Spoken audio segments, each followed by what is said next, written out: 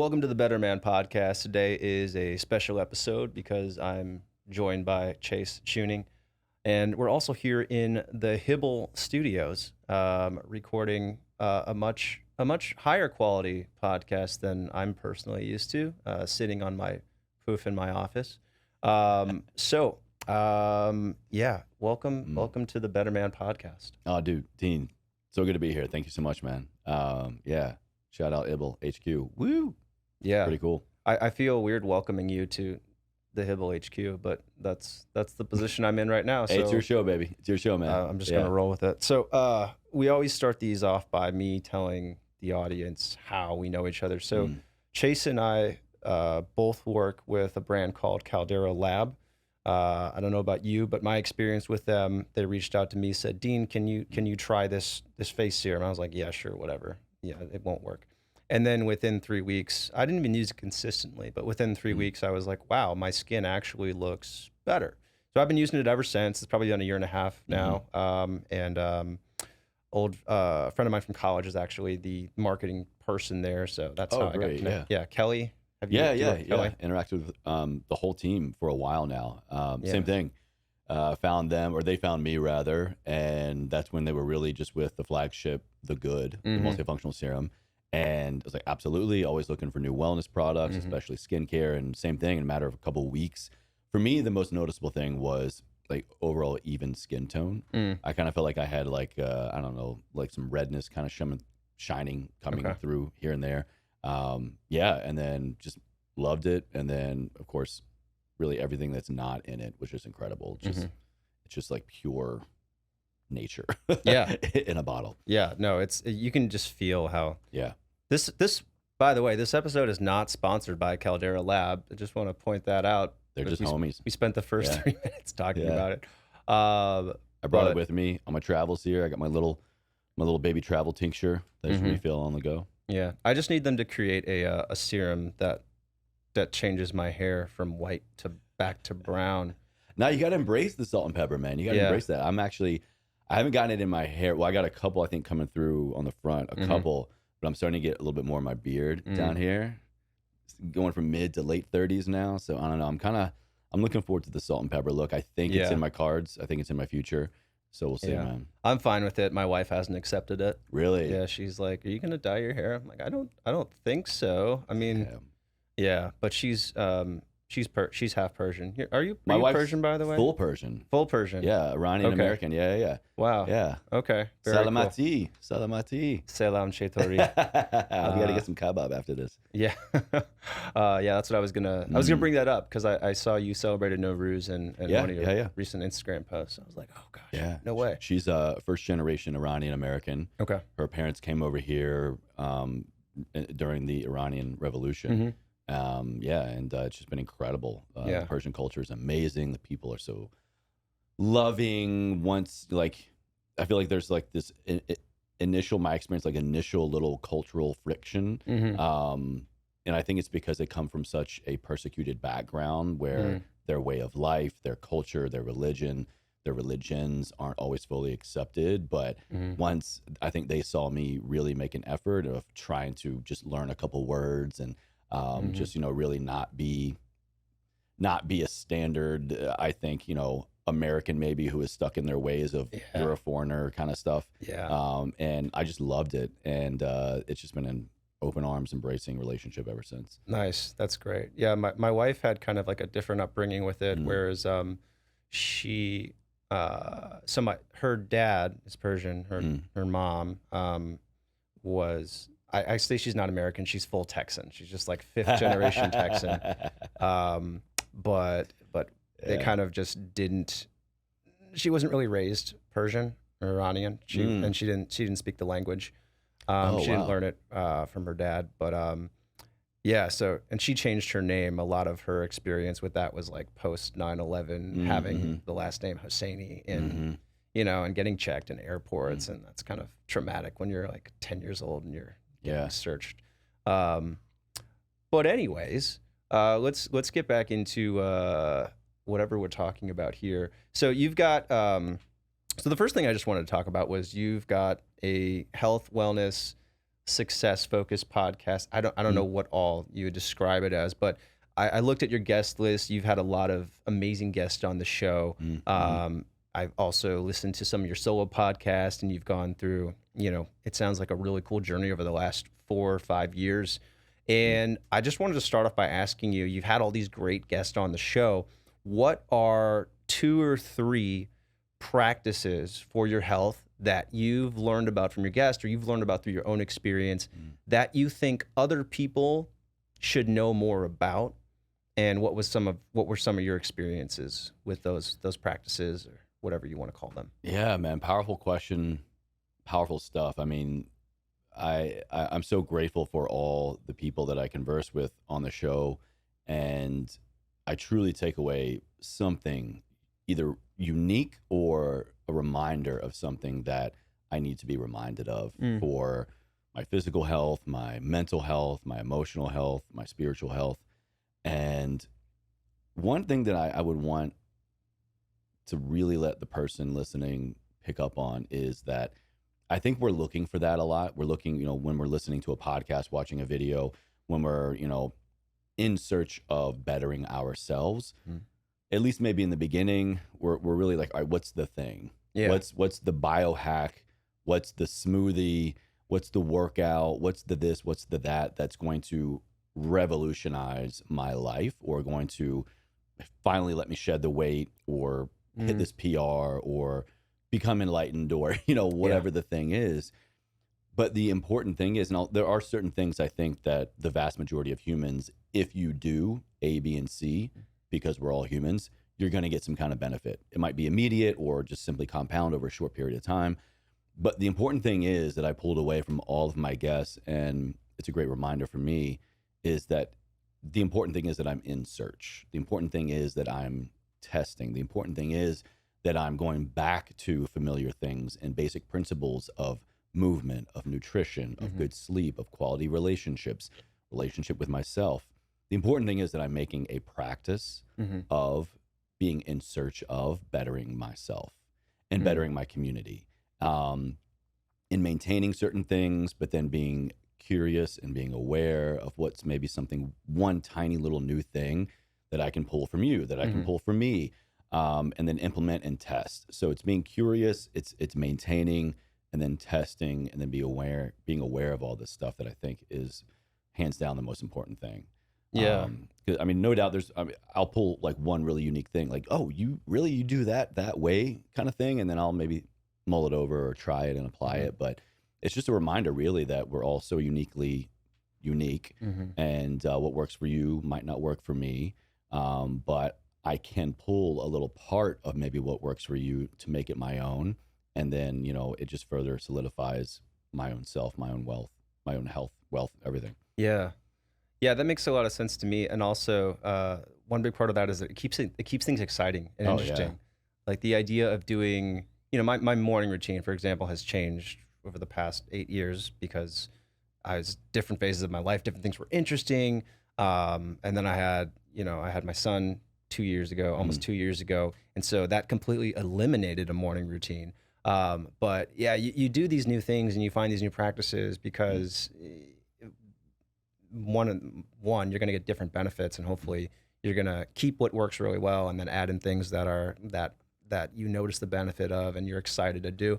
But also, yeah, it just keeps things interesting. If you're not excited about getting up and doing the same health practices every day, then finding new things is just going to make it, it's going to make it fun to do. And in that process too, I think you will find, or rather your body, your soul, your everything will really cue you if you're paying attention. So in pursuit of trying these things, or even just becoming aware, maybe what am I doing, what am I not doing, we're beginning that initial stage, or amplifying our whatever stage we're in already of awareness. And I firmly believe, I'm sure you can relate, that our body is the greatest coach we could ever have. And it is constantly cueing us things of, I want more of this, I want less of that, hold.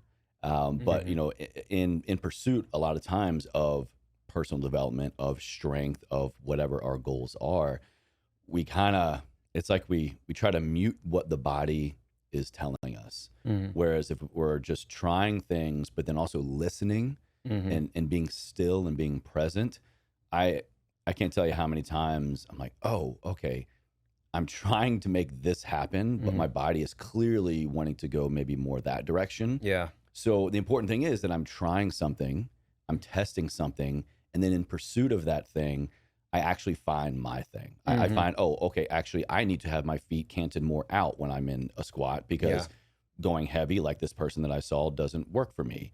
Or this type of yoga works better for me. Or this meal plan works, but I actually need to eliminate a couple things because I feel some, indigestion or bloating. It's just in pursuit of whatever practice we are in pursuit of. If we're listening, can really put us on our own path for the rest of our life. Yeah, listening to your body is something that's it's interesting because I think I know that has to be developed. It's like your intuition with your body has to be developed, and if you don't have that, you have to work on developing it. You have to, for me, for example, like I'm really in tune with my physical body. So I know if I'm doing an exercise and it doesn't feel right, I'm like, this doesn't feel right. This is wrong.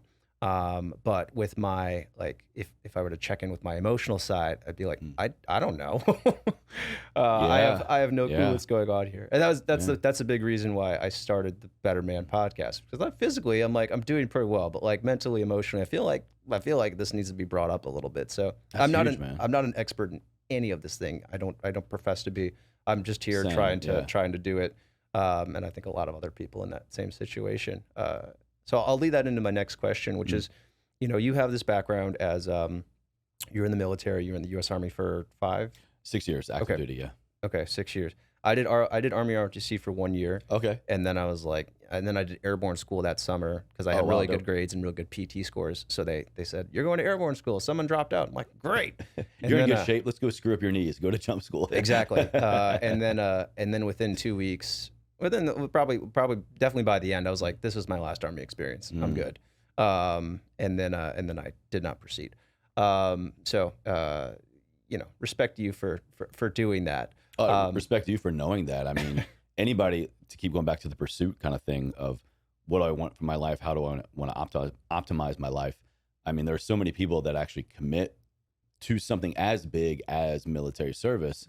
And then you get in and you're miserable. And I mean, it's going to suck. I mean, any job you commit to, especially one like the military where it's really, really hard to get out. I mean, I'm glad that you had that kind of realization beforehand, because I mean, you could have been miserable. You could have made, put your life in jeopardy, maybe somebody else. So, I mean, like, sure, commitments aren't for everybody at that level, but you commit to yourself and you know what you want, and then, you shift it appropriately. Yeah. So you were Army 6 years. You have a background in physical fitness. You have a BS in exercise science. You came out of the military. You're still working in physical fit. You were a trainer, right? Yeah. Personal trainer, group exercise instructor, health coach, kind of a lot of hats in that space. So it's safe to say that you were very focused on yourself physically for a lot of time. And I'm just wondering, were you always also focused on yourself mentally, emotionally, or when did that awareness start to creep in, and what were some realizations that you had, and maybe what were some of the processes, or what were some of those experiences that you had to actually start saying, oh, I need to take care of this aspect of myself too? I did not have the mental and emotional practices in place like I do now. And really the only reason that I do is because I was just pushing my body to the limits in pursuit of running away from those problems. And like we were saying earlier, the body can be your greatest coach of what it needs, what it wants physically, but also emotionally, spiritually. And I just really reached a breaking point. I went through quite a bit at a very young age in terms of emotional trauma, physical trauma. Kind of to wrap it all up, my father died when I was 19. Mm-hmm. He had about an 18-month battle with a really severe case of ALS, Lou Gehrig's disease. And so it was miserable. You know, he was my hero. He was the glue of our family. And it happened right after I left for the Army. So the first like year and a half that I'm in the military, he's literally just dying. So he passes away. I'm 19 years old. And then I go through a couple years of active duty. I'm in pursuit because the emotional toll was so heavy. I was just kind of like, I'm done. I'm cashing out. Like I just can't suppress this anymore, and I can't bear it anymore. So I put myself in pursuit of some deployments. I was volunteering for these missions to kind of like completely take myself out of my typical job. I was working in military intelligence, and to go from my area of specialty, which is Russian, and then go to just general military intelligence, to be wherever that support is needed overseas at the time. This was the height of OEF, 2005. And so in pre-deployment training, war game training, I actually suffered career-ending injuries. And I became a patient myself for the next like almost a year and a half. Blew out my back, L4, L5, torn hamstring, major trauma to my hips, wound up having both of my femurs removed, completely reconstructed. Wow. I've got 2 pins in both of my hips. And so that I say all that because like the physical trauma happened because of the emotional trauma. And then I just didn't deal with any of it for the next several years because I was, like you said, so focused on the physical self. So you were able to use the physical to like block out all the mental. Yeah, I mean, because I was like, okay, it was kind of like weird timing of now I'm so physically broken. Like I had to learn how to walk again twice. And I left the military with a wheelchair strapped to the roof of my SUV, drove home, left Texas, stationed in San Antonio at the time, went back home and became so focused on my physical rehabilitation. That's why I went to school for it. That's why I studied exercise science, because I wanted to kind of like take my life back. I wanted to live again. I wanted to like, you know, be a real boy. And so I got really good at it. I got really good at kind of finding my footing again. So much so that I just kept running with it. And I was still ignoring that initial trauma and loss and grief of my father. And, you know, also along the way, I had several of my closest military friends actually, after they left, suffer from such severe poor mental health, wound up taking their own lives. Wow. And so it was just like trauma. And my body was finally just shaking me to the point of having severe panic attacks, anxiety attacks, diagnosed PTSD, not being safe behind the wheel of a car sometimes, having panic attacks like in a movie theater. But the things like to really get to your question, the biggest catalyst was I was with my then girlfriend, now wife, and we were watching this movie where there was a death scene, and it just triggered something in me. It was my most severe panic attack I'd ever experienced, and it was almost like a seizure. Like I blacked out, my eyes were rolling back in my head, severe convulsions. Wow. I began to just sweat profusely. My girlfriend, she was a nurse. Now she's a nurse practitioner. So she was kind of like medically very scared for me. But then once she kind of connected the dots and I really began to explain to her why, it was also a huge moment in our relationship, because she was like, Chase, I love you. You know, we had begun to kind of talk about marriage and engagement, all this stuff, but I can't, like, if you're not going to take care of yourself, right? So at emotionally, like the way you have physically, then we've got a bigger problem. So at that point, you had not done much to, you know, in and out of like therapy, in and out of a few things here and there, very, very inconsistently over. I mean, at that point, it had been like 12 years. What was the friction? Why wasn't it working, or why weren't you buying in? Or, you know, a couple of reasons. Good question. You know, like I said, a veteran, so I would always go to the VA system for healthcare. Okay. And whether I was seeing a mental health therapist, physical therapist, regular doctor, whatever, it was very rare for me to see the same person probably more than 3 times. Interesting. Just being shuffled from department to department. The doctor would leave, the therapist would leave. And so, I mean, especially with something like therapy, like mental health work, like you need that time, you need that rapport to develop that trust and just to feel like, okay, I can unload with you and you're not going to go anywhere, which is kind of ties into a lot of other parts of mental health. I mean, if you suffer from like abandonment issues, trust issues, I had male, female therapists, especially, I can say this now, kind of looking back, like my father dying, like 2-3 of my closest relationships in the military were other guys that took their life. So I kind of had this, like, are you going to leave me too kind of thing. And so I never fully surrendered to the work that it took to really begin to peel back the layers. You didn't feel safe enough to do it. No. And it was so painful. And I just felt like, I don't want to revisit this. I don't want to work through the pain. Yeah. But ultimately I realized that I have to. I have to, for me, and a lot of credit to my wife, at the time, that really scared me, because when she was like, I don't know if you're in a good enough place to commit to marriage with me, I was like, I love you that much. I don't want this to be the reason why we're not together. So at first it was definitely more for her. Yeah. But ultimately it wound up being up for me. So what was that like when you actually started working on it? I mean, did you have to experience a lot? I mean, obviously, I'm assuming you experienced a lot of emotions that your body had been, or you had been repressing, or like, was things there? I had no clue were inside of me. And I mean, some things obvious. Yeah. Okay. I want to talk about death. I want to talk about grief. I want to talk about watching my hero, my father, just literally wither away and die. I want to talk about my inability, because I was serving in the military at the time, to not be with my family during this time, to have all of this weight and responsibility fall on my family and them to be caretakers, and just all the, I'm the oldest of 3, so I got a little bit of big brother syndrome as well. I gotta be there. I gotta take care of people.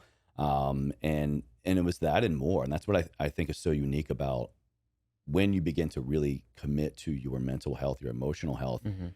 The surface level things are just the obvious things. This is what I went through. This is what hurt. This is how I felt. This is where I'm at in this process, or my perspective of that pain, that trauma, that loss, that addiction, that whatever. But once you allow yourself to really just be present with them and peel back the layers and go, why does it hurt so much? Why wasn't I there?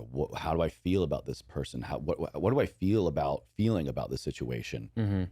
It just began to unravel in a good way. And I mean, how it really kind of started for me was before I went back to professional help. I just started like journaling. Journaling. Okay. I guess I wouldn't even call it journaling. I would just say brain dumping. Yeah. I just bought this cheap notebook from a convenience store and just started just to write. I didn't know what. I would just pour things out, and then I would look at it and I was like, oh my God, like I had no idea this was living inside of me. This is scary, but this is the stuff that I want to commit to now. And also I really do think that the physical training, I mean, at this point in my life, I was the leanest I'd ever been, about the strongest I'd ever been. I felt like I am man. Yeah. Right. I've done 4 plates. I've gotten to 8% body fat. I've got this job promotion. I've got this woman. I'm successful. So in a way, the ego kind of worked to serve me up to a point, because that allowed stability. Like, Chase, all the rest of this other stuff is good. So you now have the time to shift over to commit to these other things that have been neglected. And what year was that about? What year was this? 2015. About? This was 2015. Yeah. So journaling. What are some of the other practices or experiences that you went through just to?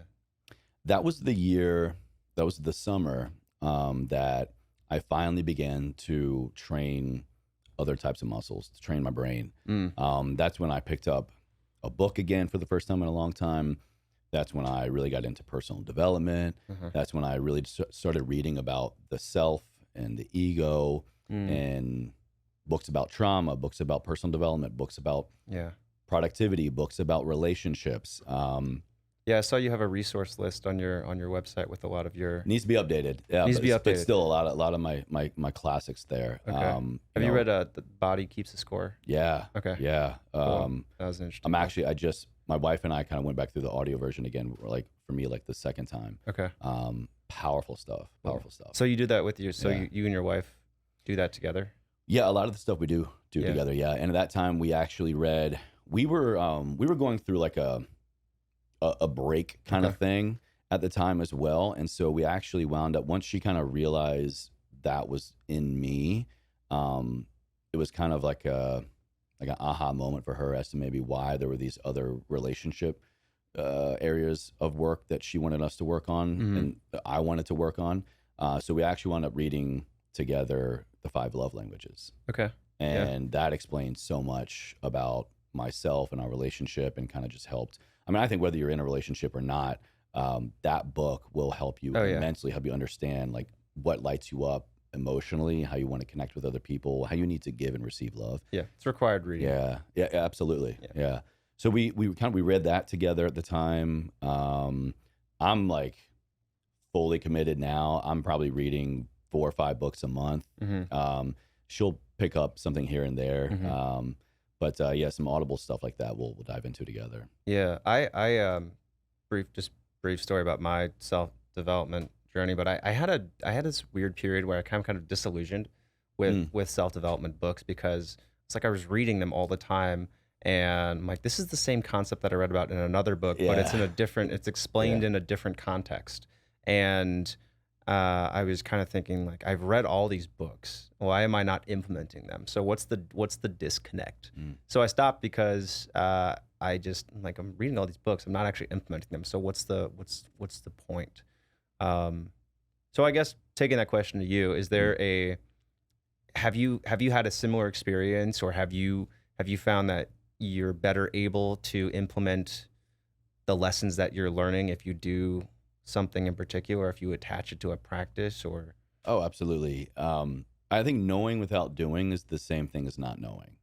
So it's kind of like you need to know that going in, or to bring back awareness, to pick up a practice maybe from this conversation or somebody else, like we're saying in the beginning, to read a book about personal development, to do anything, to know ahead of time that there needs to be doing with the knowing, doing with the learning. There needs to be application with the lesson. I think that is going to really, really help out of the gate. Yeah. Because you can soak it up all day long. You can read all the books. You can listen to all the podcasts. But then what are you doing with that information? Not to downplay, there is, I think, great value to be had in being in a learning phase to let me just commit to learning. Let me commit to reading. Let me commit to podcasts. Let me commit to whatever. And just commit to, like we were saying earlier, when my body really leans into this movement, I love it. So I'm going to latch onto it. I think the same is true when we're going through personal development and mental and emotional health. There's going to be one thing that you're going to read, you're going to hear, somebody's going to say that is going to just hit hard. Yeah. It will be a visceral feeling, a gut check, and you're going to know right then and there. I'm sure you can relate. Yeah. Like, oh, this makes me feel some kind of way. Why? Yeah. Why? Like, pause, think on it, dwell on it, write on it, journal about it, ask about it, share, live in that moment.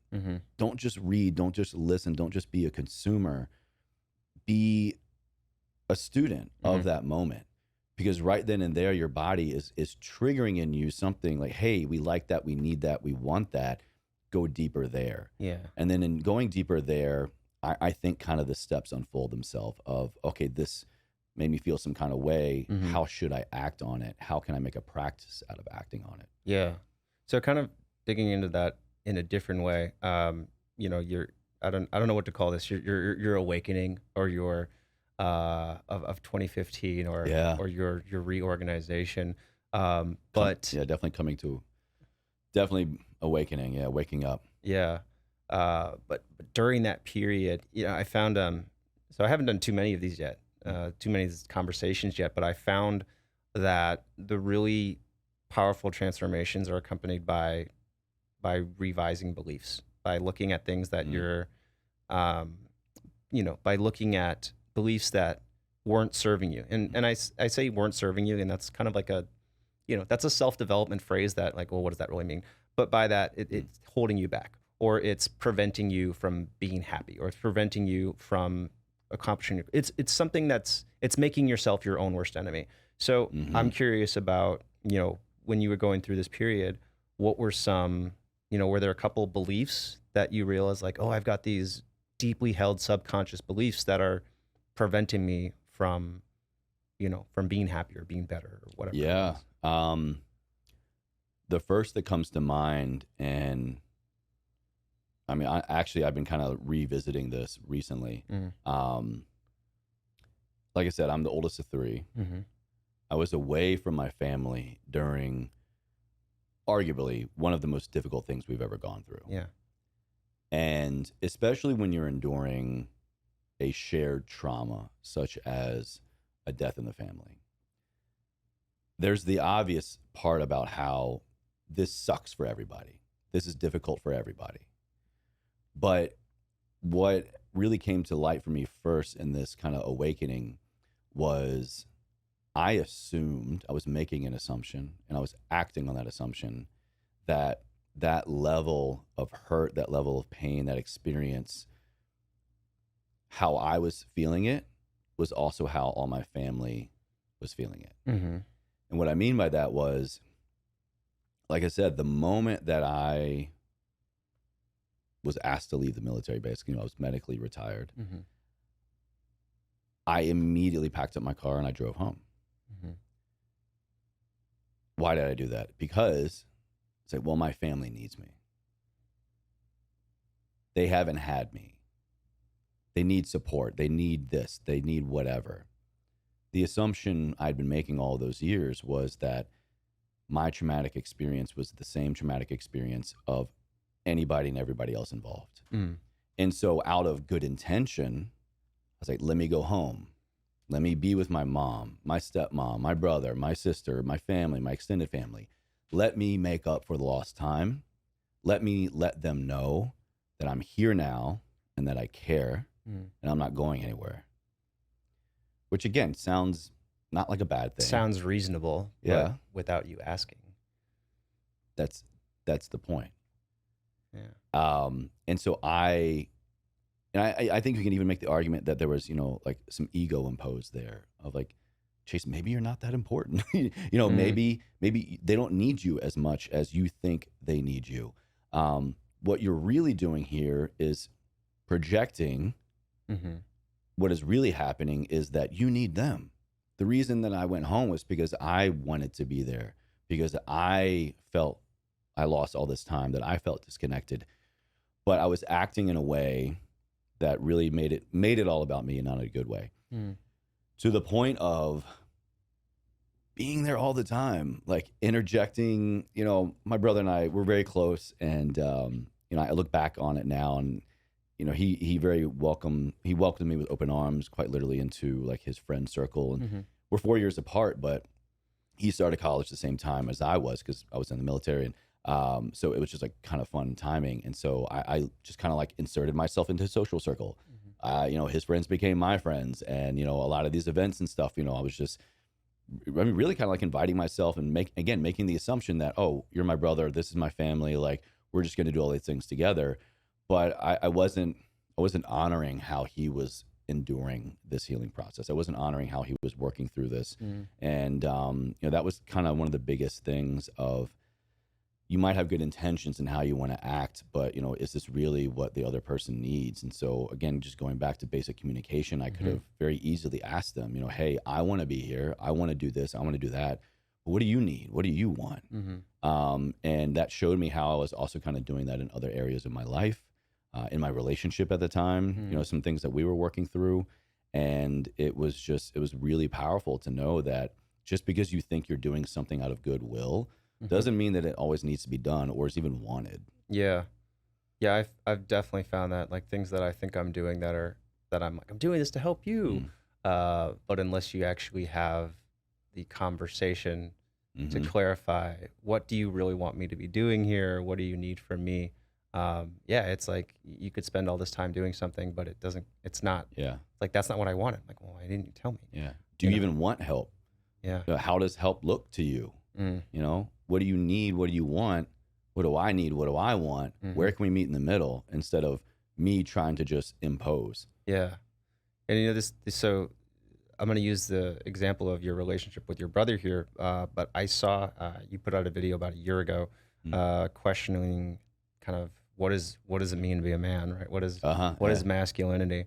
And that's a huge part of this, the Better Man podcast. The whole point is like, hey, like, I think we need to redefine what it means to be a man, or what does it mean to be, what does it mean to be masculine? And a couple of points that you brought up, I like the idea of, questioning why, if someone says, as a man, you should blank, then that should immediately be, okay, convince me why that is, or like, let me think about if that's actually helpful. And the thing about our ideas of manhood are they're not really, most people don't think about that. Most people don't have the time to think about anything in terms of life philosophy, but in terms of, how many men actually think about what does it mean to be a man, or like, what does it mean to be? Yeah, and really. so I'm kind of curious about, did your relationship with your brother in that was part of that, how was that subconsciously influenced by your ideas of being a man and not talking about emotions, not talking about things that were, the real emotions, but focusing on, let's just talk the shit instead, or whatever you want to call that. Yeah, interesting question. I can only kind of have this reflection now. I definitely was not aware of this during all of this process, but I had a really good male model, my father, growing up. Growing up, we didn't have a whole lot, but I never knew it. We were a family just built on and around love. My father bent over backwards to provide for his family. He was a loving, faithful husband. My mother, my stepmother, he was a great father. He was a provider. He cared for his family, cared for his community. I've literally seen him give the shirt off of his back to a person in need. And so I had that growing up until I was about 18, 17, 18 when I left the military. And then I go into the military, and it's probably the most like peak definition, primal definition, obvious definition of masculinity. Right. The warrior. Yeah. And especially, this was 2003 when I joined. We're at war. You're at war, yeah.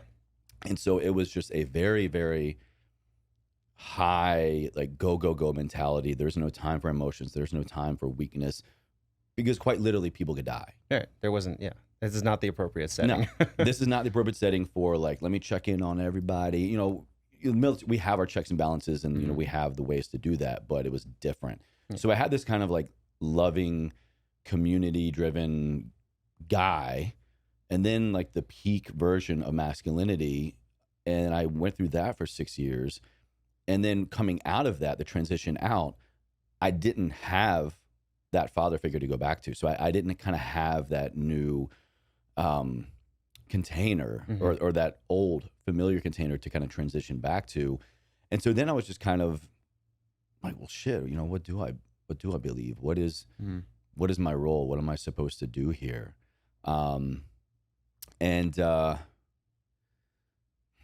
It just really, the whole thing it just came down to like belief systems. Once I kind of realized that I had both of these models in my life, and I had been put into these containers by nature, by nurture, it just opened up, well, shit, now what do I believe? Are my emotions safe to share? Because in those 6 years of being in the military, because there was such high pressure at all times, and I was witness to people, hey, if you go down kind of like this hall in sick bay or in the hospital, whatever, to the mental health section, say goodbye to your promotion. Say goodbye to this. You're going to be looked at in a certain way. It wasn't a good look. Is it still like that? I've been out now for about 10, 11 years, and I hear that it's gotten a lot better, but definitely from 03 to 09 when I was in, it was just like, what's wrong with you? And stuff like that, whether it was rightfully so, like there was a legitimate mental health disorder that could put you and others in danger, that prevented you from getting promoted, prevented you from getting deployed, prevented you from anything, or even getting discharged. It was just it was enough for me to see in that way of, oh, if I keep opening up, if I keep going back to this therapist, my career here could suffer. Yeah, there's no logical reason why anybody would do that if it's going to hurt your career. And especially, like I said, I was at a point shortly after when my father died that I always say I was never suicidal, but I just gave up the will to live. Like I literally didn't care if I lived or died. And I thought, you know what? I'm in the best job in the world to have that happen and it be admirable. Yeah. Let me come home in a box wrapped in a flag. Let my family get that $400,000 life insurance plan so that they're okay and my pain and suffering can be over. Yeah. And so if that's my mentality at the time, then best believe I'm not actively in pursuit of let me get this over. Let me talk this out with somebody. Let me get help. Because my mind was already kind of made up the other way. Wow. I'm kind of reflecting on like how it's interesting. I mean, there's nothing really to discuss. It's just kind of interesting that that's where you were, and that you don't realize like, oh, this is fine. You realize like, oh, this is fine. This is okay. There's no, and I mean, and that's how, I mean, at least my own personal experience, like with being a new dad and like going through the ups and downs of, struggling through the first year figuring out parenthood. Like you're in that kind of, I wouldn't say I was like depressed, but I had periods of depression. Oh, and you're just like, you're just in it and you're there and you're like, this is what it is. Yeah. And then you get out and you're like, oh gosh, like that's where I was. And that's like, that's not where I want to be. And that's not okay. And, but yeah, anyways. I think it's such a good point, man. I mean, I'm not a father yet. Want to be, will be. But I think as humans and as men, that's kind of the unfortunate truth, the unfortunate lie that we're made to be believed as truth, is that what I'm going through, especially as a man, is the norm. Because I'm an athlete, because I'm a boyfriend, a husband, a father, a cop, a firefighter, a soldier, a sailor, airman, Marine, whatever, because I am these things that are typical masculine roles, whatever comes with that territory, I'm just supposed to endure. Now, there's a time and a place. You got to just embrace the suck every once in a while and just drive on. But that doesn't mean that what you experience during that time doesn't need to be addressed. Right. Just because it's not special doesn't mean it doesn't need to be addressed. Yeah. What you're going through is what you're going through. And that was honestly what I wished I would have told myself going through all that was, Chase, you don't have to accept this as the end all be all truth. You don't have to accept this pain as it, but feel it. I didn't allow myself to feel all of these things. I tried to just bottle it up. I tried to be a version of myself that I thought I was supposed to be, quite literally had to be during my active duty, and also a version of myself that I wanted others to see me as. And I mean that particularly by like my family. I wanted them to see me. I wanted to make sure they saw me as Chase is good. He's strong. He's the oldest.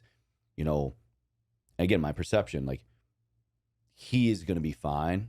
He's now like the caretaker. So like he's got us kind of thing. And so I didn't want anybody in my family or anybody related to me to see me as someone who was suffering.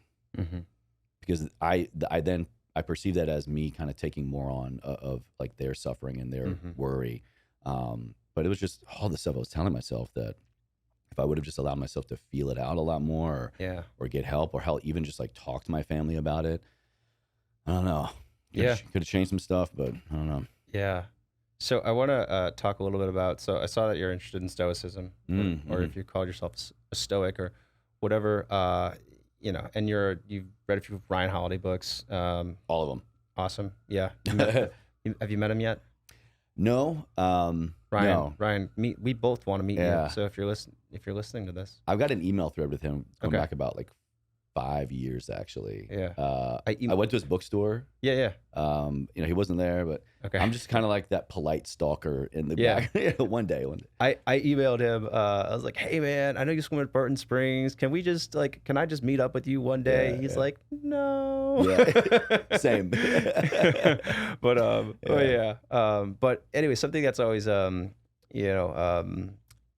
wouldn't say confused, but something that I haven't been able to figure out is how Stoicism incorporates like emotional reality into it, and if it even does at all. And I don't know if you've studied this at all, but as you're reading through Ryan Holiday's books or books on Stoicism in general, it's like the whole point of the book is like the whole point of most of the stories is like just keep your head down and do the work, or like don't acknowledge it. Here's the logical side. I'm like, okay, that's great.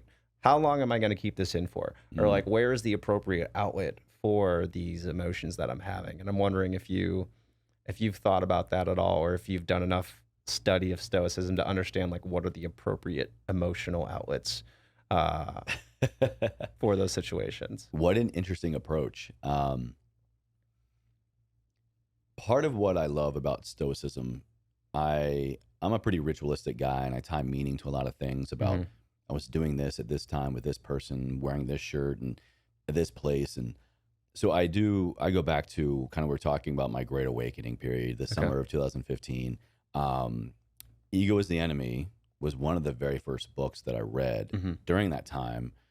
I just grabbed it because I didn't even know who Ryan Holiday was at the time, but I read that, and then Obstacle is the Way, and then I got the Daily Stoic, and then all of this stuff. And so like I tie his work and I tie Stoicism, like I have a tether to a very specific time in my life when I was finally waking up and working on my mental and emotional health in a way that I will be forever grateful for. And so there's like that part that I remember of just really be stoic, detach emotion. Things are or are not. I'm responding or I'm reacting. Things are far worse in my imagination than in reality. So I think that kind of black and white helped me so much in that period of my life. But honestly now, I mean, still, I open up the Daily Stoic every day. I've been doing it every day since 2015. It's the first thing I post on social every day since 2015. Wow. And so again, it's just become kind of ritualistic for me. God's honest truth. I mean, I'm not fully reading everything anymore, but I look at the caption, I look at the quote, and like we're saying earlier with like picking and choosing nutrition or training, I'm now applying my own reason to it. Like I have that foundation, I have that infrastructure built on what I can fall back on if I need it or if I want to, but now it's my own. And so now, absolutely, because I'm such an emotional person now, and I have no qualms opening up about it and sharing feelings and emotions and crying with a stranger. It's just now I can apply emotion to it. So now it's like, okay, this thing is cool and it works, but you know what? It doesn't have to be the truth. If I need to feel some kind of way about it, I'm going to feel some kind of way about it, because now I've got like my guidelines better. So I have no problem kind of inserting emotion here and there when necessary. But I do still fall back on it a lot of, all right, Chase, like just even keel. Let's respond. Let's not react. Let's try to just, be cool, calm, and collective instead of, kind of being human and just flying off the handle. Yeah. But I do think emotion should be warranted, and I think there is room for it in Stoicism. But emotion that doesn't get the better of us, to feel something, to have an emotional response to a situation is to be human. But how you act on it is going to define you. How you act on it is going to either help the situation or not help the situation. And I will say collectively, by removing emotion entirely, I think in any experience, unless of course maybe you're on the battlefield or something, is ultimately going to be detrimental to you. Mm-hmm. So I think there's a way, if we can have enough awareness and create enough of a practice to keep a container for emotion, particularly through the lens of stoicism, but then know, like, this is what I'm feeling. Maybe this is why, and this is how I'm going to act on it or not act on it. So to have that kind of choice and awareness of how I'm going to act or how I'm not going to act, I think is still staying true to stoicism. But then you're not suppressing your emotions along the way. You're allowing them all to be in this safe container, and you're developing your own practice for how you want to act and live your life. Yeah.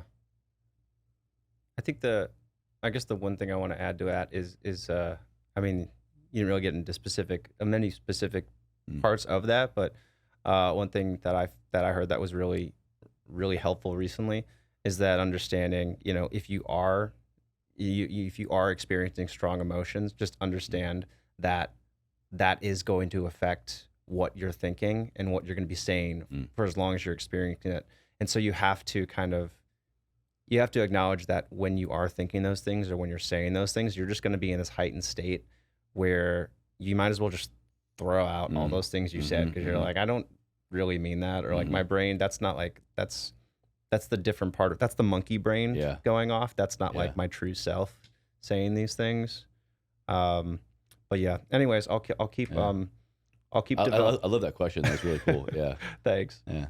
I'm gonna look off the screen and check where I am. Do you guys have a time on how long we've been going, or is there a you guys there? It's about 1:10. 53 minutes. 53 minutes. Okay, cool. We're good. The voice of God chimes in. God. All right. So we've got through. I got a couple other. Oh man, these are some good questions.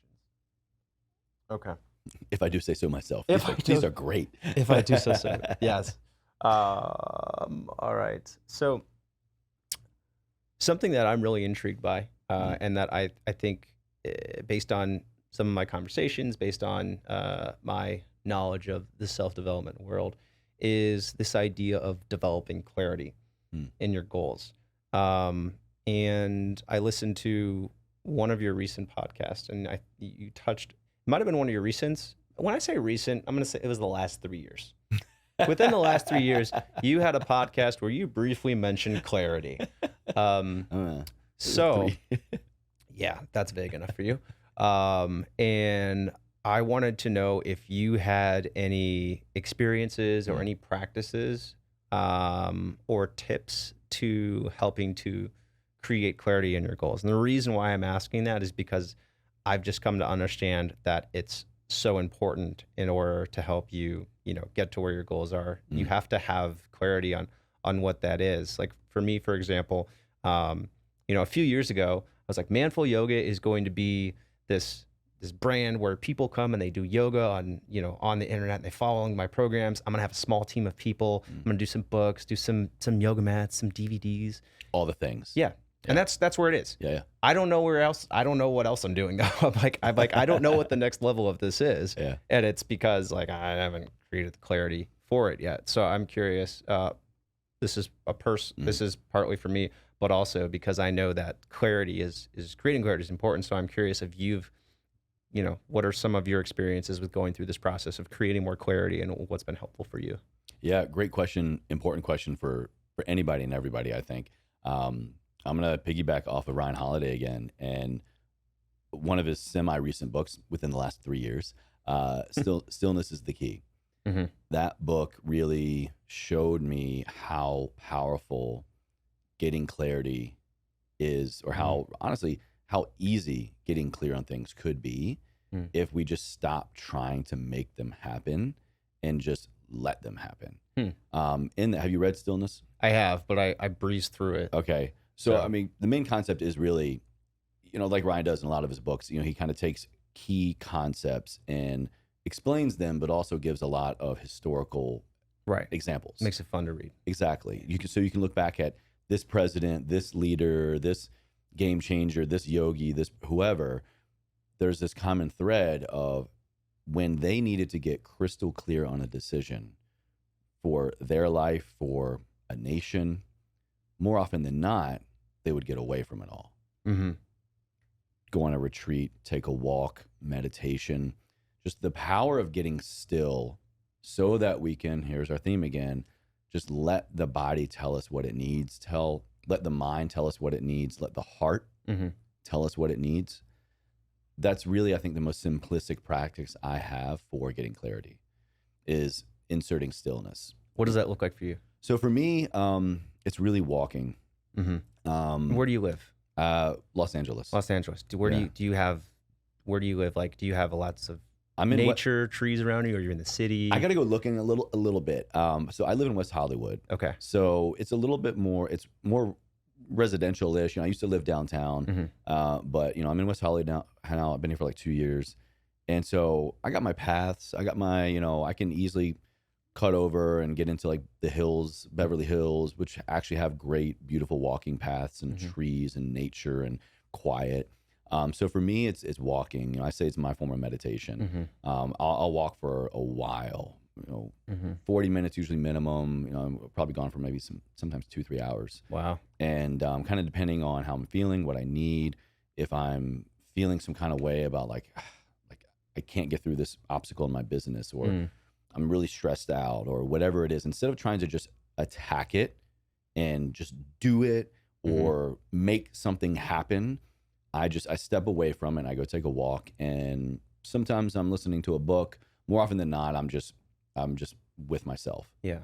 And either on that walk or shortly afterwards, something happens. I have a realization. Yeah. I get my answer, or I get the next step towards my answer. And there was actually, I always forget, I can't remember the study, or I'm going to butcher the specifics here, but I did read a paper. There was a study done on like, why do so many people take a walk, and what are the therapeutic and even kind of clairvoyant benefits of walking. And someone's going to chime in and tell me the specifics here, but there is an actual scientific explanation as to why during walking for specific periods of time, or minimum periods of time of like 20 to 40 minutes kind of minimum, is why we kind of get this clarity. And when you're walking, the gravitational force of your body weight against the earth causes, and you're in motion, right? You're walking. So that gravitational force, when your heel is striking the ground, causes an energetic reverb that shoots back up your body. Where does it go? It goes straight to your brain.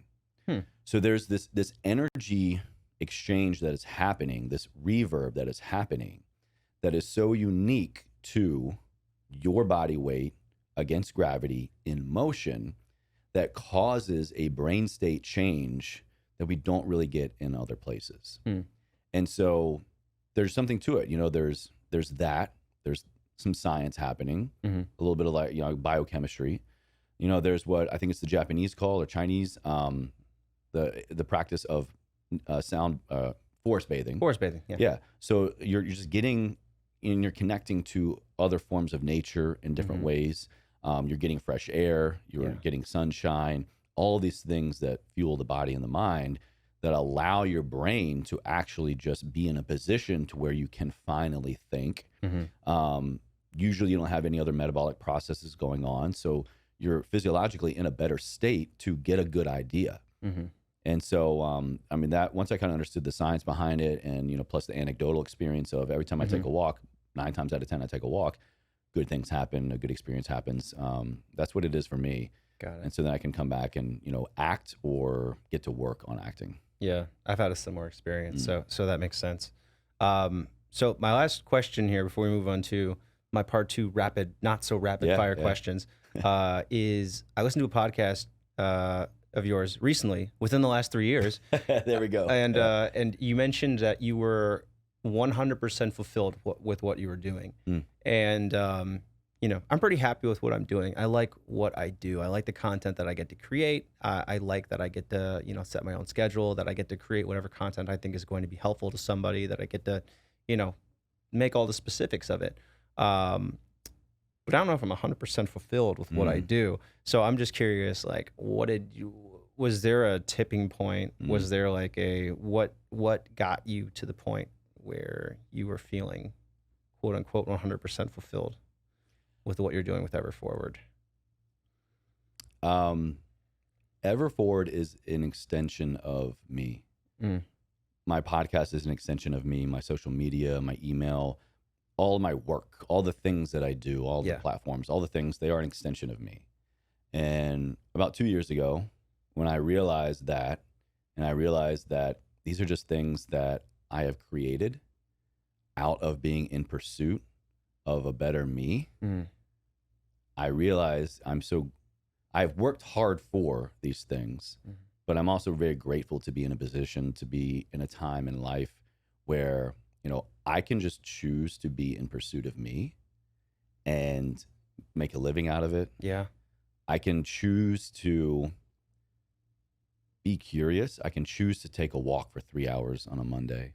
I can choose to do all these things that make me feel better, perform better, just be 100% satisfied with myself.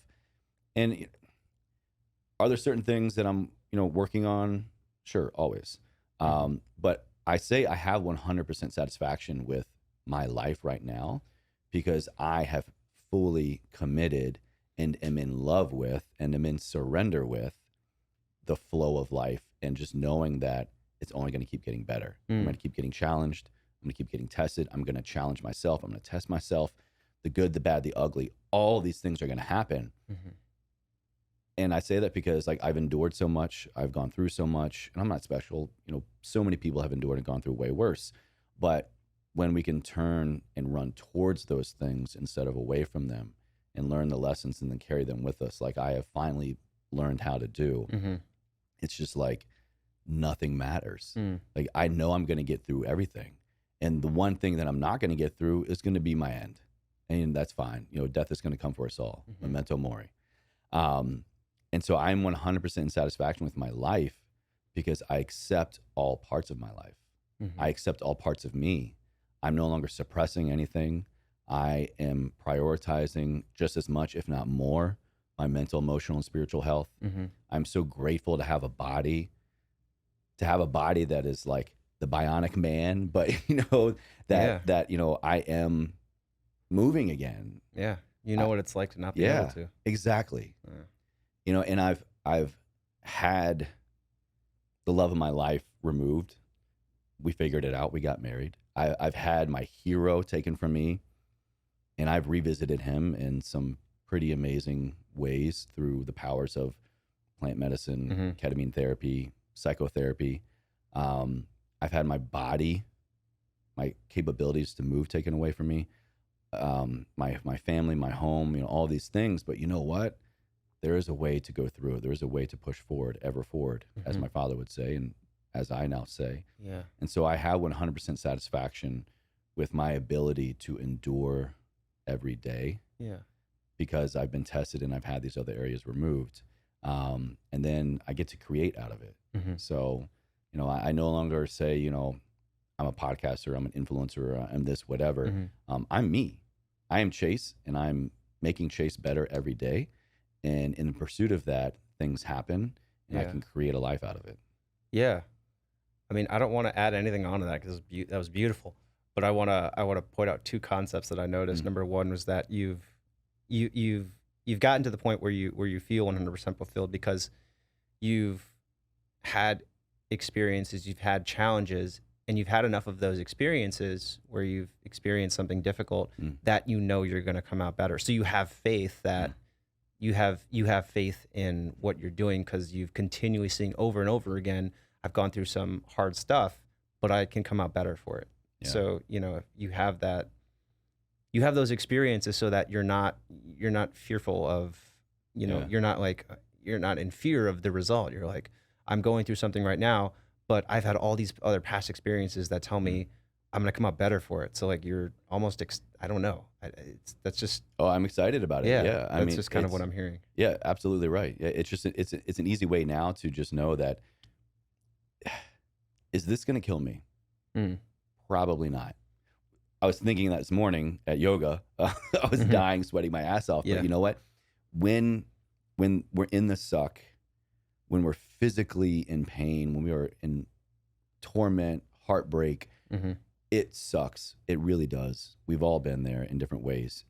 But now just to like ask myself, or if you can ask yourself, is this going to kill me? Most likely the answer is no. Yeah. And so if this isn't going to be my end, then why not get back to living? Why not just like sit with it? Why not learn from it? Why not embrace it? Why not just sit with the feelings, the pain, the anguish, the joy, the pleasure, the heartbreak, whatever? Why not? Yeah. Because what's the point otherwise? Yeah. It's just going to come back later. Right. Which I've also experienced. Yeah. I mean, again, the logic's there. You just got to convince yourself. That's the hard part about being human, though. We don't really, logic doesn't always come to be our first choice. No, we're emotional beings, and we what's the word I'm looking for? We are emotional beings, and we reinforce or defend our emotional decisions with logic, and not the other way around. So, all right, I want to move on to part 2. And before I do that, I want to say, I forgot to say this at the beginning, but you look like a cross between Roy Kent and Zac Efron. Oh, Zac Efron. I haven't gotten Zac that Efron one. And Roy Kent. Interesting. Okay. Yeah. That's some bad looking dudes. I saw you on Instagram. I was like, he looks like Roy Kent and Zac Efron. So I'll take that, man. Thanks. Random thought from Dean. Sorry, guys. All right. So my first question here is, what do you think is one belief, one practice, one mindset that has helped you significantly in terms of your overall happiness?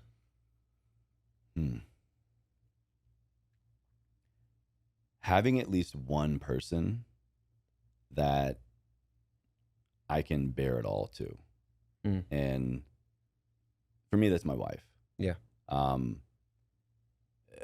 have a partner, to have a friend, to have anybody that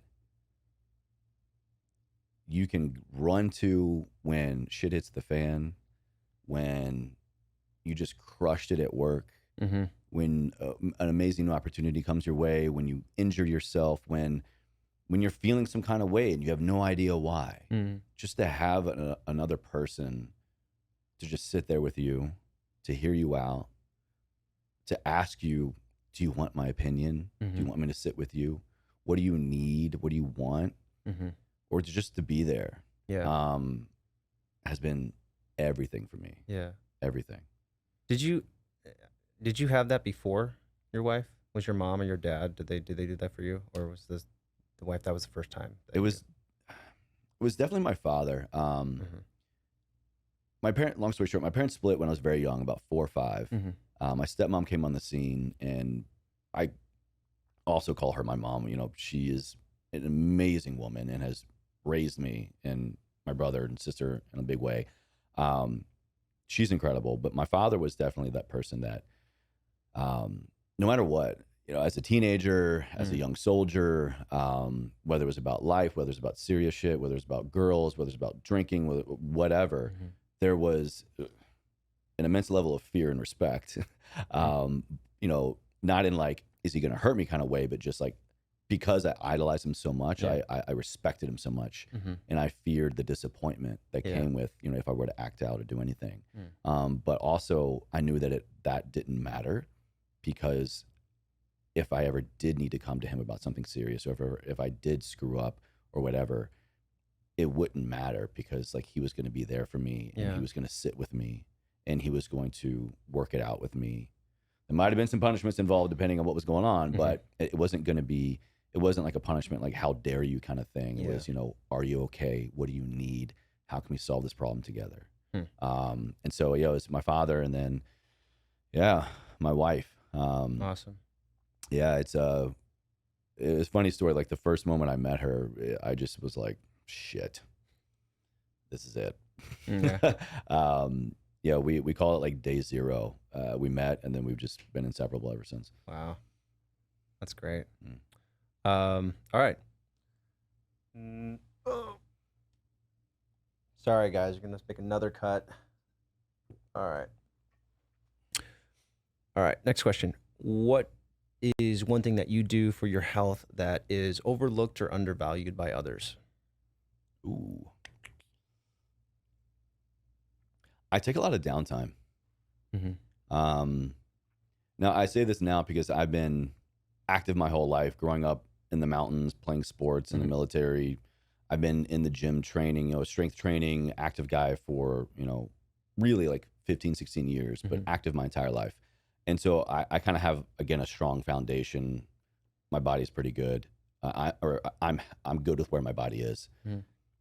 And I used to think that, I need to train 8 days a week. I need to, take no days off. I need to push harder, go more weights, more everything. Yeah. Honestly, now I'm training like 2-3 days a week. Kind of a new rule for me now. I'm trying to do yoga at least once a week, if not twice.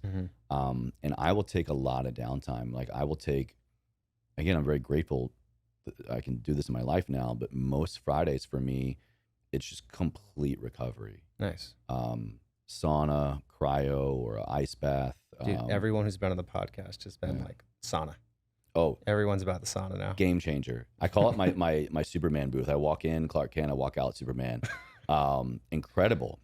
I mean, there are so many proven, benefits, physiological benefits to it. But other than that, it's just, I finally got an hour, 45 minutes to an hour where I'm doing me, I'm sitting, I'm thinking, being still. Yeah. Call it meditation. I track it on my Whoop as a meditation. But, it's just complete recovery. Yeah. Because the other, 2-3 days of the week that I am training, I'm beating myself up pretty good. Right. I'm doing the work necessary.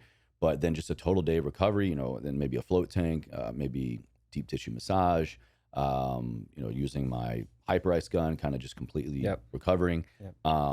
It's so good for the body, but just so good for the mind too, because I am a entrepreneur. I am self-employed. I've got, 2 businesses technically. And so the brain bandwidth it takes to run all of that during the week is very, very draining. So again, grateful that I'm in a position, and I would recommend for everybody, like, honestly, you would be really surprised how far you can go by kind of doing less sometimes. By, especially when it comes to, your body, you'd be really surprised by, implementing a recovery day, just like in most programming, call it a deload week. Your body, you're going to grow and get stronger, and you're going to see the changes when you actually give it time to grow and get stronger. But don't sleep on recovery. Yeah. Great tips. And also sleep more. Yes. Sleep.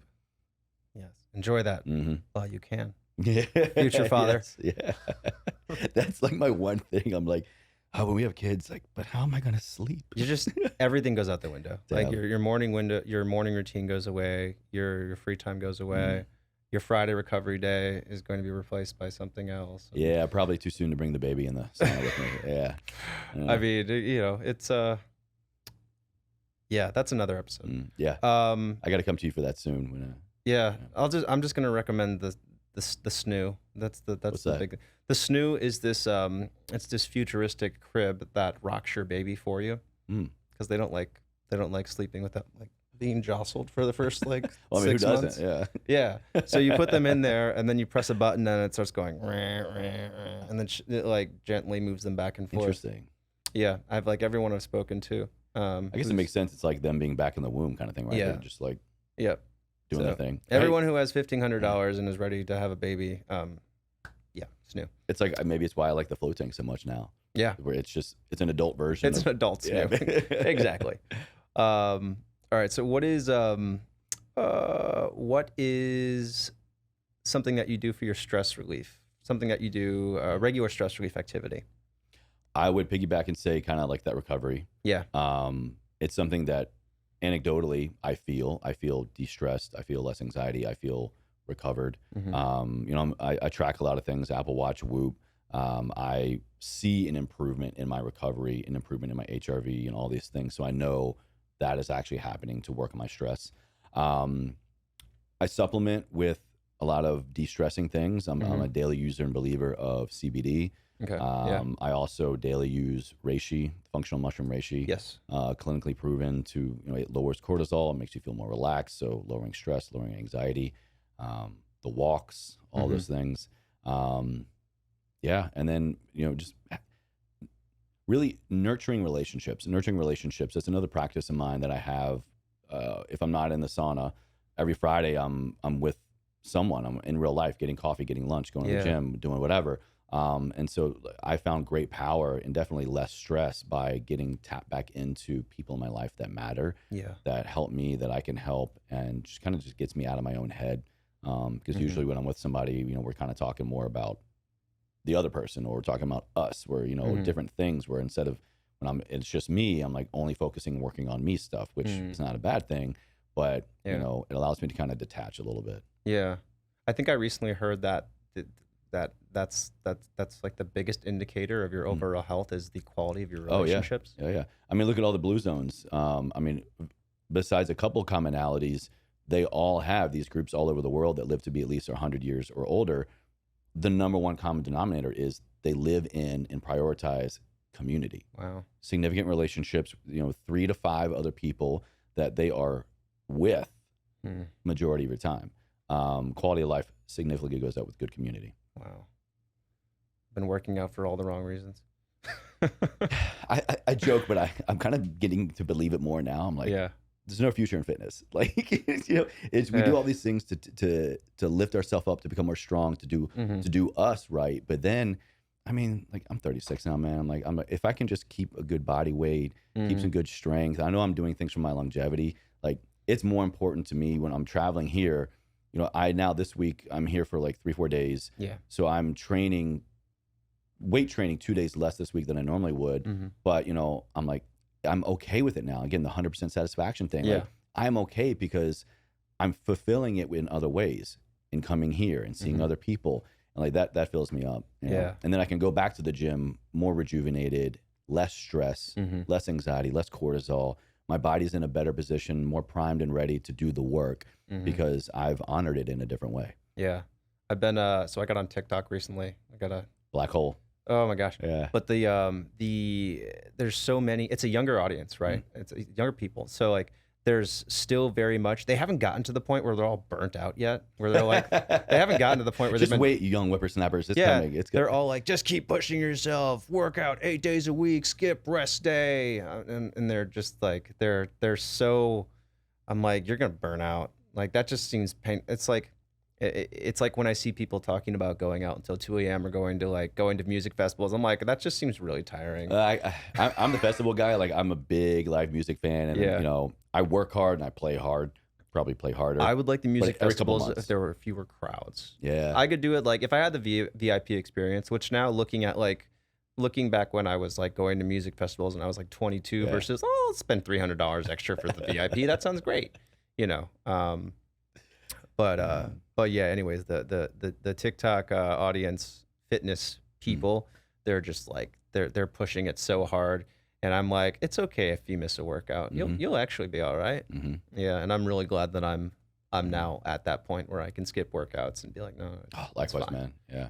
And then you get, you know, now you can just get to allocate those resources somewhere else. You know, all right, not to get off a tangent, but I remember those days so much of, oh, I missed my numbers, or I missed a day on the program, or I missed this, whatever. And we think that's it. It's because we didn't have these other things that we could have been working on. Our mental health, our emotional health, our relationships. We're so fixated on one quadrant of our wellness, one area of our life. Like, no, bro, like, there's so much more.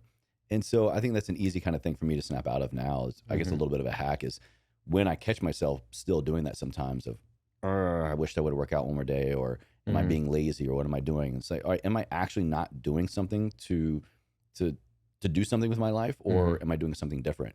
And if that doing something different still provides me joy and fulfillment, then I just let it go. Like, it's fine. Yeah.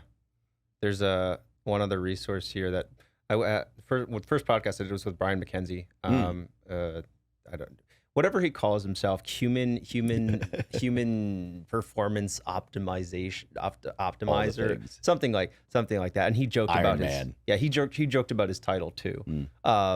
But he and I had a conversation once that was basically focused on eventually actually listening to your body instead of like continuing just like to do workout after workout after workout, to actually stop in and check and say, do I does my body actually need to work out today? Yeah. And it probably doesn't if you're like, if you're working out that much and you're that stressed. That's why I don't run programs anymore. I haven't done a program in years, a long time. I just walk into the gym, or I wake up like, all right, if I carved out time, I'm training or I'm working out today, how do I feel? I'm super tight. I just traveled. Let me do yoga. Yeah. I'm super stressed out. I got a lot on my plate the rest of the day, rest of this week. I'm not going to have much downtime. I'm going to take a walk. Or if I get to the gym, I walk in, I literally just go, all right, where am I feeling? What do I need? What do I want? Cool. I'm just going to do some push. Yeah. You know what? I haven't trained legs in like 2 weeks. Let me just murder my legs. And then the next day it's like, okay, well, what did I do yesterday? I'm not going to do that. Let me do this today instead. So yeah, it's just, there's so much freedom that comes with surrendering to just paying attention to your body. Yeah. And for those of you listening who are not quite at this point yet, where you've really gotten that habit of fitness and that consistency, this isn't for you. You guys need to. I'm 16 years into the game. Yeah. As part of it, you are at a point where you do need to actually develop that consistency, and that doesn't mean you have to do the workout exactly as scheduled, but like building up that consistency, building up that habit is really important.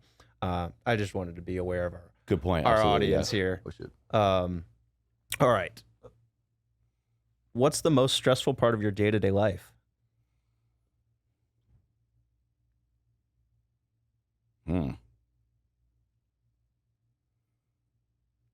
While you think about that, I'll just point out that I say all right before I say a question every time. That note to self: stop saying that. The most stressful time or part of my day. Actually, this is good. This is making me think. I've come to realize this about myself, where I get this little window, this little pocket of like stress of, did I do enough, or have I wrapped up enough, is about the time between my wife is getting off work. She's a nurse practitioner. She works in a medical clinic. And she, most of the time, she texts me and says, hey, I'm on my way home.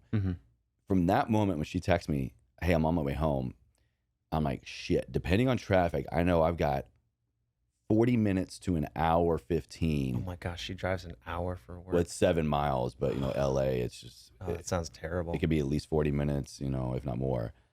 So I know in that window of time, something I'm trying to get better at is when she comes home, I've been really trying to stop my work as much as possible too. Yeah. Because I want that time with her. And so I get very stressed out in that period of time, because I begin to really just reflect and question, did I get enough done today?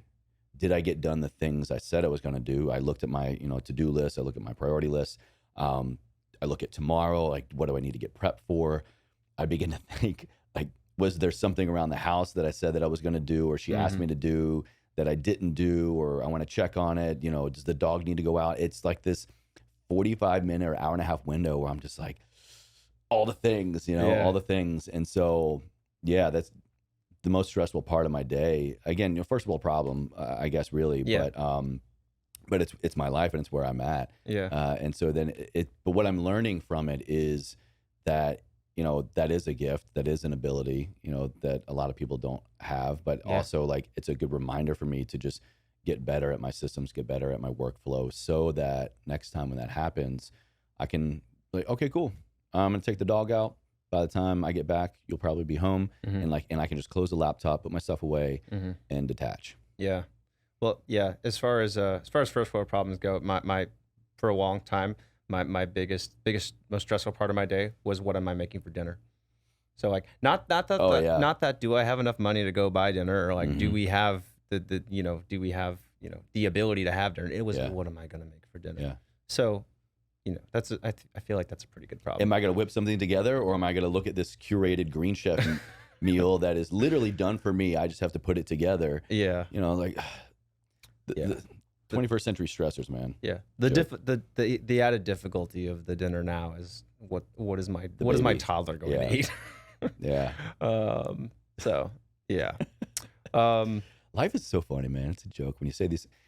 Just another good point. We talk about our stressors out loud. It's just like, come on, like, that's not a problem, right? Exactly. Like, so just, like, chill. Yeah, I agree. Again, just convince my emotional side of that of that. All right, this is the last question, big question here. Take as much time as you need to figure out what your response is. I'm really building this up. Dun, dun, dun. What do you think is the biggest challenge facing men and their well-being today? And every time I've asked this, I've had great answers. Most people have oddly unique answers. I don't think people have answered the same thing twice. So, I'm feeling some kind of way. I think I wonder if you've had a lot of similar answers about we need to be this masculine version. A lot of the problems facing men today is that we need to be these typical men of just the machismo and the mask of masculinity, all this. Yes. And then I don't know if it's just because I live in LA, but there's like this whole other like the wokeness going on. Okay. And like tap more into your feminine energy and let go, like basically the complete other end of the spectrum. And I personally do see merit in both. Yeah. Because it's worked for me. I've been the warrior, what's the word I'm looking for? Archetype. I've been the go, and I'm in a very like chill, tap into my chill side, be okay with my emotions, cry, like all this stuff. But I just don't want, whether it's just with masculinity alone or any type of human being, I just feel like, who are any of us to say what we are supposed to do, how we're supposed to feel, what that representation of ourself needs to look, feel, smell, taste like, whatever. Yeah, we're all different. Yeah, I mean, there are certain things to being a male, female, just hormonally. You're gonna have more tendencies to go one way or the other, typically, or emotions, feelings, strength might represent themselves in a different way. But I mean, ultimately, just remember, we are human beings, and we are a very, very unique and dynamic creature. What's the phrase? Fearfully and wonderfully created. And I just think if we can just fall back on, like, maybe I don't need to worry about my masculinity. I need to worry about my humanity. I need to worry about me as a human being and whatever that feels like for me and how I want that to be represented and how I want others to think about me when they look at me as a man, they look at me as a human, kind of just shedding that even other layer of how masculine do I need to look today? What does masculinity look like, feel like to me, of just me? Yeah. Me. Personally, that's where I'm at. Yeah. Because that has been serving me for the last couple years. And then I think in doing so, to kind of bring it all back to like what we were talking about a lot in the beginning, is that, I'm able to pick and choose, pull certain things from the divine feminine, the divine masculine, from the machismo, from the woke, and all these things. And like, it just, when I'm aware of these things and I'm aware of me, and I practice them, I apply them, and I pay attention to where and how I feel about them, I get better at being me all the time. Yeah. And then, if I need to step into being the man, I can. If I can let that guard down and just be still and be emotional, be whatever, then like, it's okay, because I'm just tapped into me. Yeah. That's great. Guys, if you like this episode, make sure you check out Chase's podcast. Thank you. Forward. Thank you. Do you have a second one? Ever Forward Radio. Technically, yes. So I have a podcast production company as well called Operation Podcast, and we're bringing back our show associated to that. It's called Operation Podcast, which I also host. It's just all about podcasts, Got it. How to start it, how'd you get good at it, learning lessons, things like that. I did co-host another podcast actually with Nick Bear a couple of years ago. We co-hosted one called Embrace the Suck. Okay. We did 2 seasons of that. Okay. Yeah, and actually working on a new show all about relationship health, relationships in general, with my wife. Awesome. Yeah. That sounds really cool. You heard it here first. Nice. Where else can people find you? So anywhere and everywhere podcasts are, Ever Forward Radio, and then pretty much Instagram at Chase_Chewning. Okay. Sweet. Yeah. All right. Maybe you can find me walking the trails in Beverly Hills or WeHo one day too, Yeah. Come say hey. Nice. Well, man, thanks for joining me. I'll do my pleasure. Better Man Podcast. I love this. Yeah. That was awesome. I'm interested to see what this video version looks like. Me too. My first time in the studio. But Operation Podcast works with a show with Ibble here called Up and Atom that shoots out of this studio. So I've seen the content. It's good. But now we get to see us, I guess. Yeah, exactly. By the way, we are this Better Man Podcast is on YouTube too. So if you're listening in, we are on YouTube, so you can check it out. It's called the Better Man Podcast, Manful Yoga. All right, I'm terrible at outros. Thanks for joining me. It's awesome talking with you. My pleasure, man. Thank you. And I hope to talk with you again soon, guys. Thanks for listening in. Here in another episode, or see you soon. See you out there. If you like that episode, check out this other one right here. I think you're really going to enjoy it. If you haven't subscribed, click this subscribe button over here, and you can listen to the full episodes on any major podcasting platform. Full details below in the description.